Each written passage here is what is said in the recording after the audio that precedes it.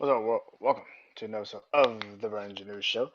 As you already know, I am Brandon Janeau, and like always, on podcast platforms everywhere. That's where you can find this podcast, BrandonJaneauShow. Social media platforms everywhere: Instagram, TikTok, BrandonJaneauShow. Excuse me, BrandonJaneauShow on Instagram. BrandonJaneauShow is all together, but it's an underscore at the end of show. So yeah.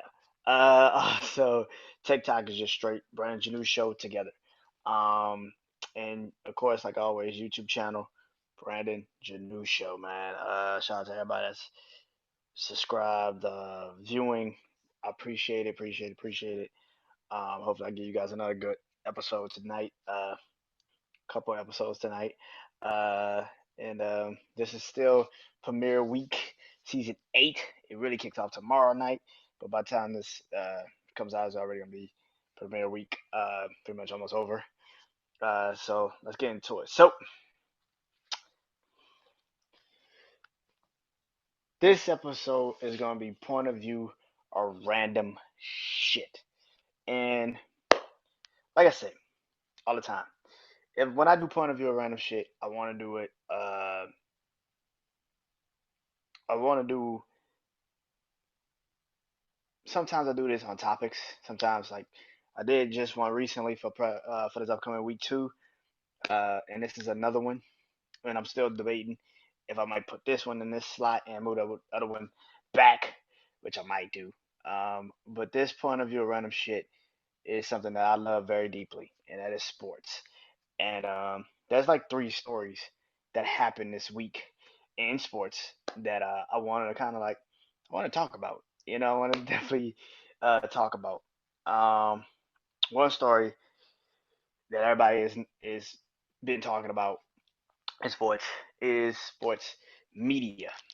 Pretty much, sports media is going to be pretty much all of it. I need that. But sports media, and the first topic is pretty much I want to talk about is Shannon Sharp finally leaving FS1. The news broke over the week that he was leaving FS1. He had been bought out of his contract. They had come to an agreement of the buyout of FS1. He is officially um, leaving the show at the end of, well, that is where the reports kind of is interesting. Some people say it's going to be at the end of the NBA Finals, which could be in a couple of days or in a week or two. We don't fucking know because it's NBA Finals. To me, it's still unpredictable. I'm not about to sit here and say Denver just mollywops Miami. That's crazy. Um, I think it's gonna be a very unpredictable series. I don't know. Denver did what it was supposed to do. I think Denver could lose though to Miami twice in Miami, so I'm not gonna be too surprised if they do. Um, but getting back to this, so speculations have been pretty much running rapid about why would Shannon leave. Well, okay, it's not that it's been rampant about why would he leave. It was more so I would say the timing of it. That's pretty much why people have been kind of like tripping. Because we all felt like he was gonna leave. I mean, it's not like we sat here and was like, oh no, he's never gonna leave. No, we were like, we could see the writing on the wall with him and Skip Bayless. And it was a couple incidents. It's not just one incident that I think led to this situation. It's a bunch of fucking incidents that led to this situation. Um, the one that particularly sticks out in my head is when they were talking about Tom Brady this last NFL season, and it was the Buccaneers versus the San Francisco 49ers. Remind you, this is the first start for Brock Purdy in his career was against Tom Brady, and he outplayed him. And I remember they had and Skip Bayless was pretty much doing what he always does, and that is not be honest and just say Tom Brady might not be the quarterback he needs to be right now for this team moving forward. Skip Bayless just is gonna down this hill of Tom Brady's the GOAT, he could do no wrong and all this shit. But the argument got you know the argument got personal. It got personal so fast, and it was just like, Shannon Sharp was just they were just talking. He's like, you trade, anytime I say something about Tom Brady or anybody says something about Tom Brady, you can't be, you know, pretty much objective to the situation and say, you know what, Tom Brady is playing bad, but instead you wanna take personal shots at me, which he did. He was literally on the fucking TV saying that, Tom Brady, you know, is playing better. He played better. He's playing better at 45 than and Shannon had to retire at 35, and he was just saying a lot of fuck shit to this man. Like Shannon Sharp said it perfectly. Like, you act like I was a fucking bum, dude. Like, you act like I'm a fucking bum. I'm in the fucking Hall of Fame, dude. I'm one of the greatest tight ends to ever play football, and you are literally sitting up here and saying to my fucking face, Tom Brady is better than me.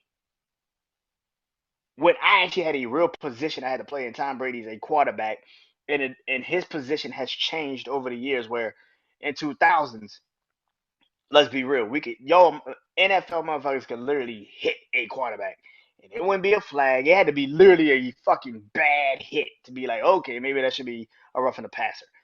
Now it's like, nigga, you breathe on this nigga the wrong way, it's a fucking flag. So I'm not taking away from Tom Brady. It's just like when Skip was doing this shit to this man,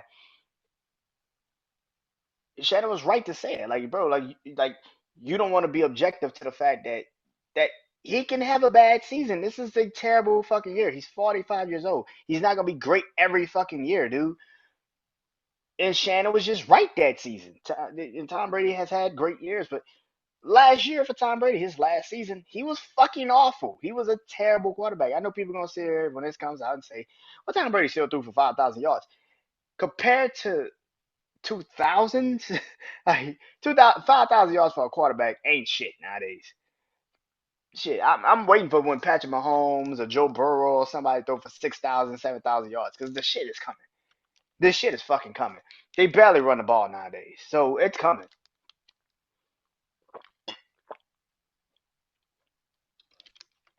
But that was one incident that I saw, and I was like, yeah, Shannon's about to leave. Because it was bad already. Like, that was a talking point where you did turn personal. You turned that shit personal, Skip. Bayless turned that so personal and try to act like Shannon, who actually played this fucking sport, can be objective and say, hey, bro, like, he's fucking bad this year. Like, admit it. And Skip just was like, I'm never gonna say he's bad. He's the GOAT. He can never be bad in my eyes. Shit like that. Like, it was just bad to say for him to just do that. Another incident was when Skip Bayless also tweeted during the Buffalo Bills, the Cincinnati Bengals game, right? And I keep checking my head, so I'm just looking at this. Sorry. Um, but Skip Bayless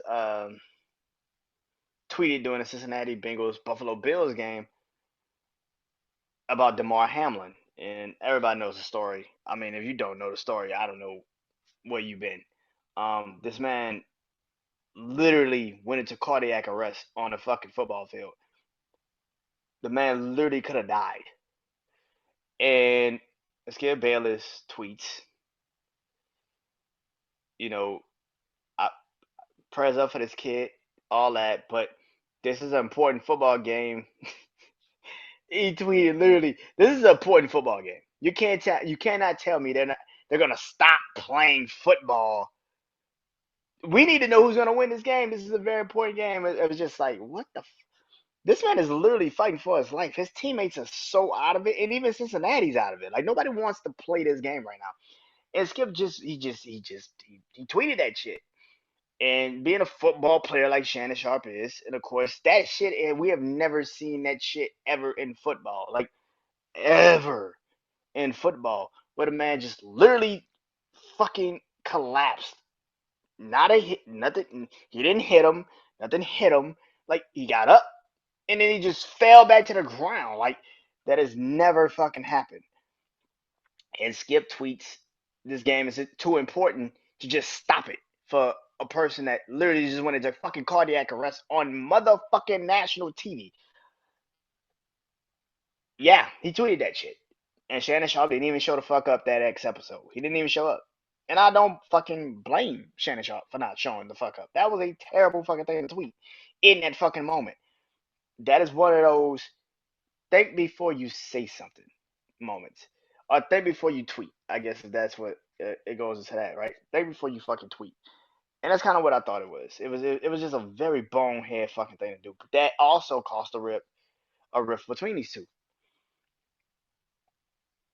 Well, all in all, man, I think that they were trying their hardest to keep it together. That's just not like a relationship, ain't it? They were trying their hardest to keep it together. I really do believe that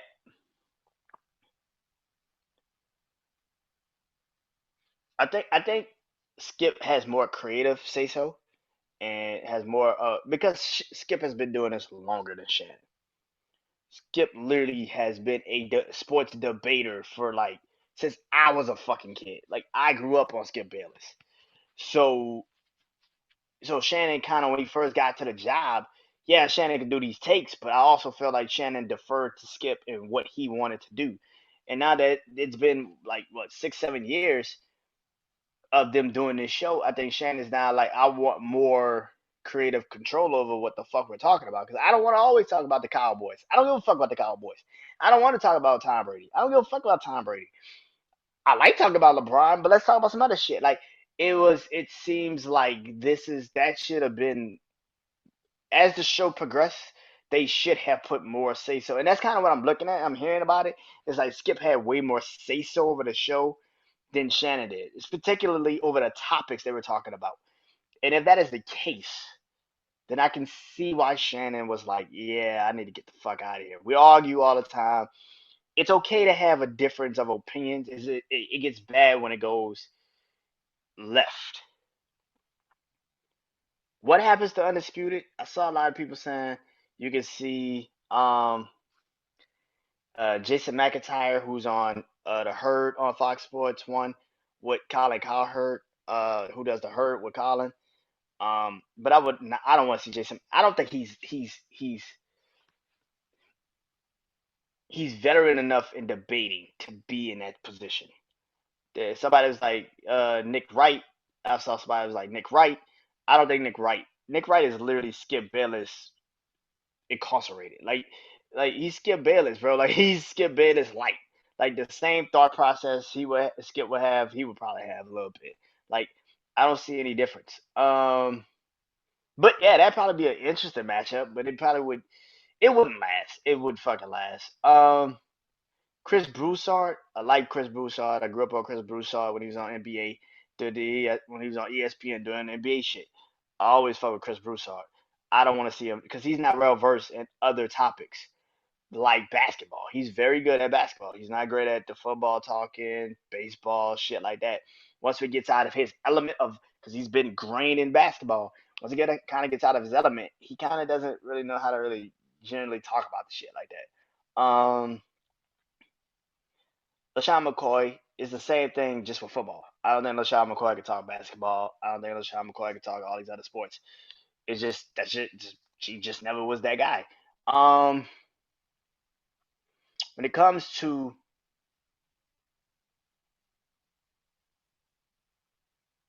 who's another person on Fox Sports One? Uh, I don't want to see Emmanuel Acho and Skip. I'm not a fan of it. I'm not a fan of Emmanuel Acho. Just not. I don't. I feel like I like some of his shit he say, but most of his shit is like, bro, I'm not trying to go to church listening to sports. I'm good on it, bro. And his takes be so fucking over the fucking top. It'd be like, nigga, what are you talking about? Like, yeah, I'm not a huge Emmanuel Acho fan, so I would not want to see him and Skip go 1-on-1. And I saw this other one where somebody's like, well, Joy Taylor, and I was like, that's an interesting one.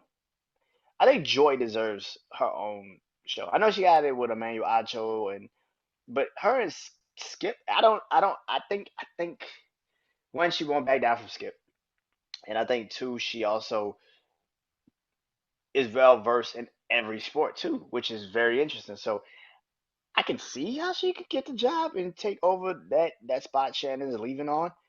At the same time, I also feel like this might be the end of Undisputed. This really might be. Um, and I know people are gonna say no, it's not. But they don't really have that many people at FS1 outside of maybe bringing in somebody, which brings me into the other sports topic, the other sports talk that's been going on, and that is that Max Kellerman is probably going to lose his show. Probably going to lose his show, um, which is this just in. He's the host of just in, and he's probably going to lose it to Pat McAfee. Now I'm assuming Pat McAfee is going to come during the NFL season and take over. Well, football season, college and NFL, and I think he's going to be. He just signed this huge lucrative deal with ESPN to bring the Pat McAfee show to ESPN. This is what I grew up on also with ESPN when I was a kid. When I was in high school, they used to have a lot of radio shows actually in that 12 to 2 slot. Um, Before like ESPN kicked into like Around the Horn and PTI and shit like that, they always had a radio show. So I can see him come in and take over from the noon to 2 slot, which is the NBA Today. That's when NBA Today comes in. Because I don't think SportsCenter needs to be on for 2 hours. It can do an hour right after first take. Do is Out here I live in Houston, so it'd be 11 will be SportsCenter. Like first take goes off at 11 out here. So ESPN SportsCenter comes on at 11. So you don't have to have an extra hour for SportsCenter because there's nothing going on at noon. What the fuck is going on? So I can see 2 hours of him, the Pat McAfee show, from noon, well, I'm at noon to 2. And then NBA Today takes over at 2.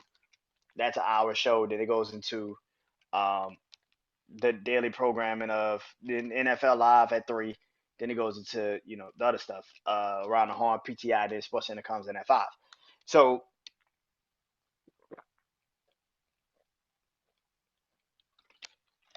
I know people are going to be like, damn, nigga, you know the schedule? I watch sports. Uh, um, but, uh, but let's get into this. Max Kellerman is starting to become ESPN's scapegoat. Like he's starting to become the ESPN's scapegoat. Whereas like his show doesn't really when it was I remember when they did the what the fuck was that show? Sports Nation. I remember him, Michelle Beadle, Marcus Wiley, or Mercedes Law Ali, and I remember them doing that show. And I love Sports Nation when it used to be on ESPN2. I used to love it. And when he got called to be the fill-in for Skip Bayless on First Take, that show failed off. But then he goes on First Take, and I feel like he just never did match Stephen A. I think he just never did. And people can say whatever about Stephen A. saying he shouldn't be on the show anymore, but which goes into Skip, right? Skip Bayless is the one that put Stephen A. on First Take, and when Skip left, that show became Stephen A.'s show, regardless of how we feel about it. Well, y'all feel about it.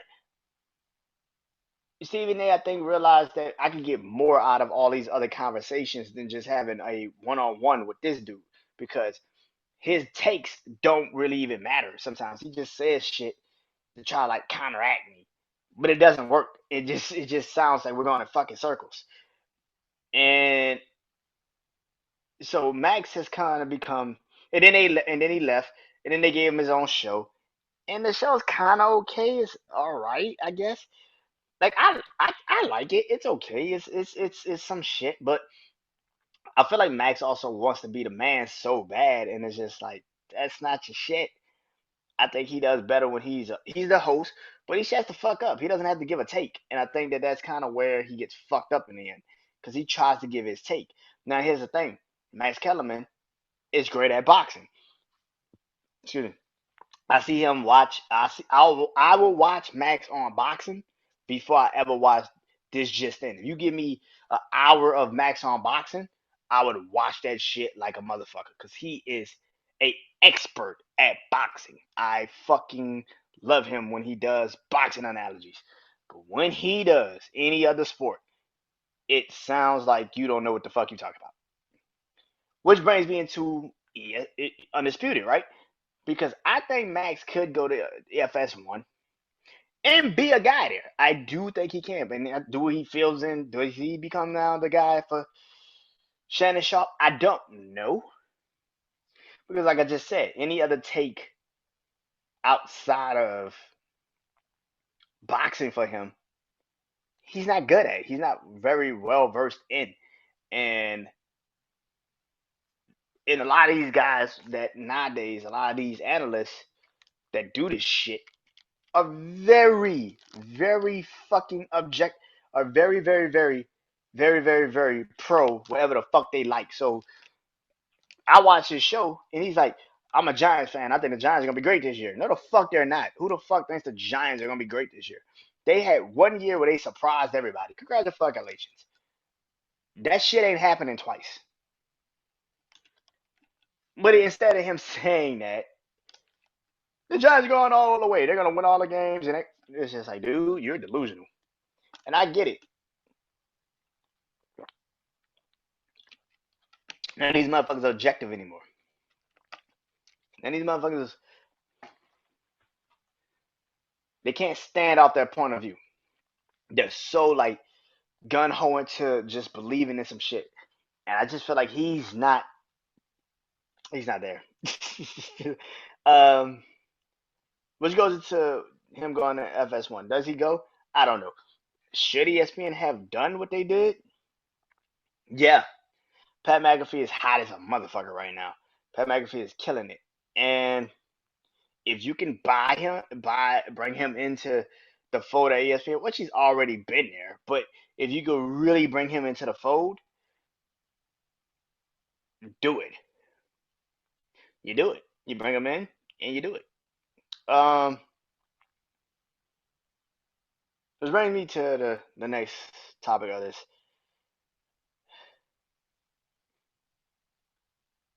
Now, I'm a sports fan.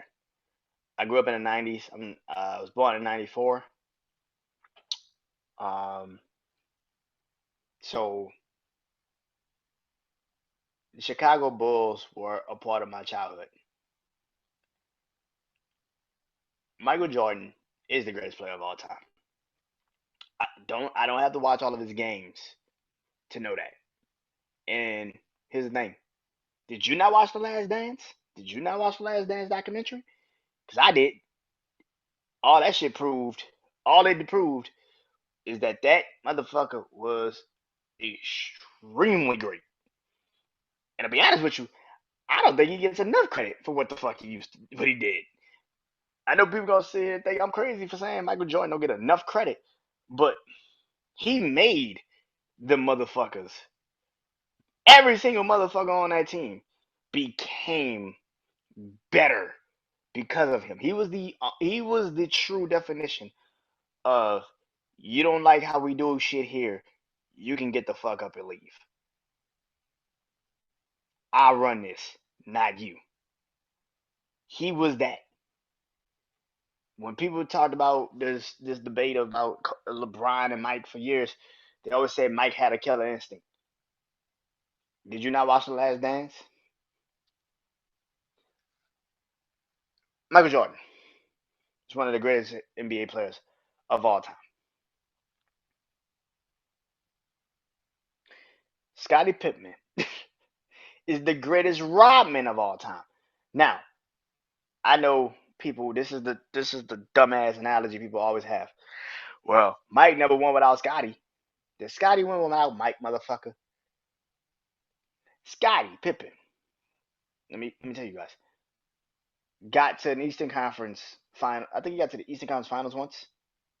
No, I don't think he ever got to the Eastern Conference Finals without Mike. Nope, never got to the Eastern Conference Finals. The 2 years Mike, the year and a half Mike was gone, they got to the Eastern Conference semifinals and then lost to the Knicks in '94. When people would sit here and say they had a great season and Scottie was in the MVP conversation. That's awesome. Did he win? Did he win a trophy? No, I didn't. Shut the fuck up. 95 season, Mike comes back in the middle of it. And they get to the East Conference semifinals, but they lose to Orlando. Shaq and Penny. The 96 season, Mike is fully rejuvenated. He is fully in the NBA. He is fully playing. He does Space Jam, come back, and that is the year they go 73 and 10. Wait, no, 72 and 10. Sorry, 72 and 10.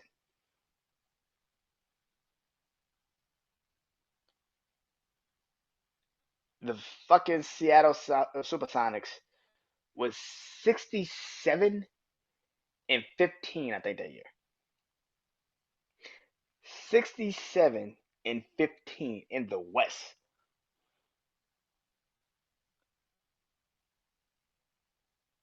The Bulls beat them in 6. The Bulls beat them in 6. Why am I saying this, right? Because this is the dumbass analogy that people always have, is that Mike never won without Scotty. Scotty's never won without Mike. So when he sits here on wherever he was, Instagram, on an interview, I don't know, and you literally out your mouth say Michael Jordan was terrible before I got there. He used to make bad shots and he used to do all this shit. The fuck are you talking about, nigga? Like, you acting like, nigga, when you got there, you were just some great shit. Like, Michael Jordan literally was on the fucking doc telling people, like, I had to get Scottie Pippen that way. Why he became the greatest fucking Rodman ever? Because I had to instill that shit in him. Scottie was good, but he needed to know somebody was with him because he don't have that drive to be great every fucking day like I do. So when you sit and say, if you watch Michael Jordan the first couple of years when he was in the league, he was just shooting bad shots and shit. If you watch the documentary, realize that Mike had no fucking body. Not a soul. Mike had not a motherfucking player on that team. Not one. Yeah, before they drafted you. But even in your rookie year, you didn't do shit. What are you talking about, kid? Like I don't understand this shit. Like Scotty's been feeling some type of way since the doc came out. Since the documentary came out, he's been feeling some type of way. And I get it. You did not get shown in the best light.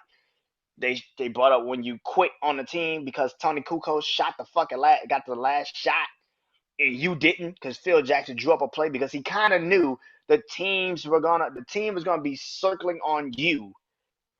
So instead, you quit and you was like, you know what? I'm gonna just sit on the bench, which you've even admitted to and said, I apologize to my team because I fucked up.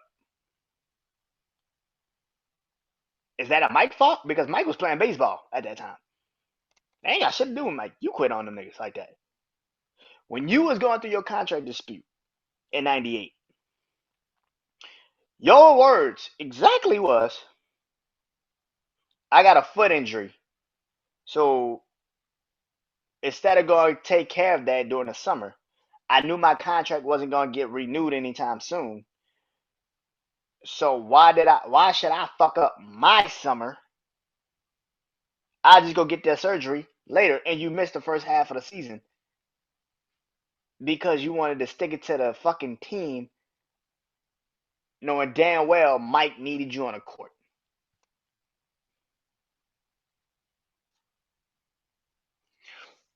Better yet, I remember the first time you left the Bulls and you went to Houston and you formed the super team. People forget this shit. He formed the super team in Houston with Charles Barkley. I think Clyde DeGlide was still in there. Clyde DeGlide Drexler and Akeem Olajuwon. Do y'all remember that shit? Y'all know what they did? Nothing. They did absolutely fucking nothing. They got in the playoffs, then they lost. They did nothing. The next couple years, you went to Portland. I remember this shit. You know what happened? Kobe threw the ball up to Shaq. He dunked it. Game over. And then you out of Portland. You went back to Chicago for the end of your season, for the end of your career, and you retired as a Bull.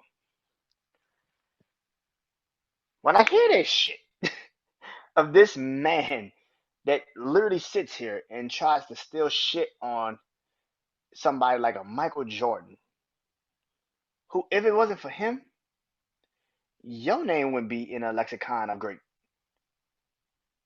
Mike was doing this way before you, nigga. Mike broke his foot in his second year of his career. Second year. Went home because he couldn't sit and watch basketball because he couldn't be out there. Went home and against the doctor's best efforts, told him if you play on this foot, you might insert your injury into the point where you might not ever play again. This man started playing basketball at college. One day it was 1-on-1. The next day it was 2-on-2. The next day it was 3-on-3. Next time you look up, he's fighting 5-on-5 full court. You know what he did? He came back that second year, off of a broken foot. He had to This is how fucking competitive Mike was. They had to compromise with this man. He could play 7 minutes in each fucking quarter or each half or some shit like that because he just was not going to not play basketball.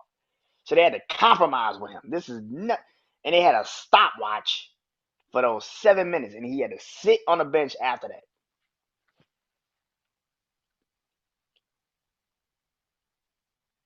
He got fully healed. They were the 8 seed. This nigga willed that team. The competitiveness in him, he willed the team to the 8 seed. They played Boston, who at that time in 1986, 87 was still one of the most dominant basketball teams in basketball. This man dropped 49 points in his first ever playoff game.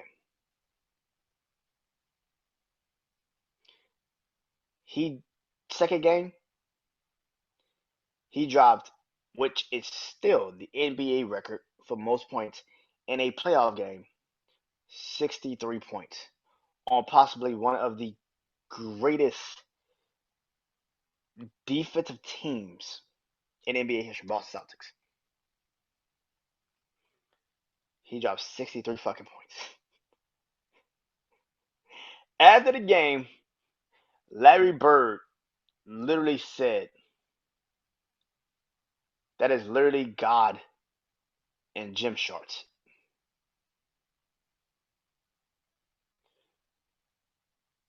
Scottie Pippen, what the fuck are you talking about, dude? What the fuck are you talking about? What are you talking about? Like, I don't understand. I get it that you might get mad at the fact that you get called a Rodman, and I get it. I get it. And I don't ever call Scottie Pippen a Rodman. I would say Michael Jordan was Superman. He was Batman. He just had Michael Jordan was just different. Like he was just different. Motherfucker came from Krypton. Like he was just a fucking different dude. But Scottie Pippen was still great. He was still great. But to sit here and say, nigga, you led a team to the NBA champ, because this is the one knock on everybody, right? About Michael. He could never win without Scottie. Did Scottie ever win without Mike? No, he didn't. Motherfucker never got to the NBA Finals without Michael Jordan. And this is what the fuck the problem is. That's how great Mike was. That he willed his ass to the NBA Finals. So when we had this conversation about greatest of all time, Michael Jordan literally made one of the greatest players. That's how great he was. He forced him to be great.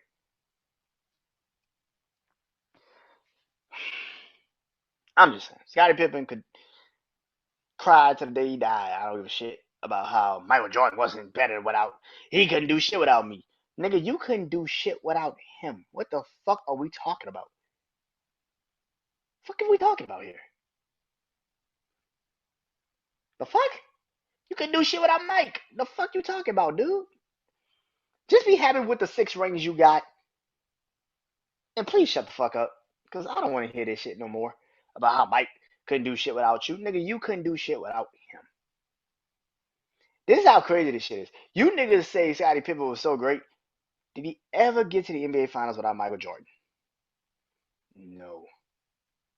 I know what y'all gonna say. Well, he did. Mike never got to the NBA Finals without Scottie Pippen. Who the fuck is one and who the fuck is 1A? Who the fuck is just at the top of the top? And who the fuck is like the greatest second person ever? The fuck out of here with that, man. Like Mike is great. Mike was gonna get there regardless. And it might not have been Scottie Pippen. It could have been Horace Grant. Mike was gonna get that ring. He was gonna get there. I can't say the same about Scottie. I just can't. This has been a BrandonJaneauShow. Hope you guys enjoyed this. I am BrandonJaneau. Peace.